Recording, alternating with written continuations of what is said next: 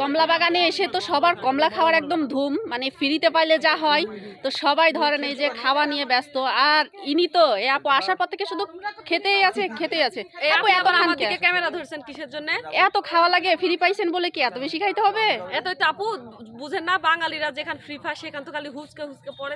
এটা কথা ঠিক, তাই বলে এইভাবে আপনি খাবেন, এই যে এটা কিন্তু ঠিক হচ্ছে না। কিন্তু যাই হোক, সর্বশেষ এই যে খাইতেছেন, আসলে কি মজা? অনেক মজা আপু, সত্যি একবারে মধু মধু। ও মা গো, কেমন স্বাদ অবশ্যই আপনারা জানাবেন। না দর্শকরা কিভাবে জানাবে, কারণ ওনারা তো খায় নাই। আর তার জন্য মানে স্বাদটা বুঝতে হলে আপনাদেরকে কিন্তু এখানে আসতে হবে, অবশ্যই এই বাগানে আসতে হবে না? জায়গাটা এসে কেমন লাগতেছে আপু?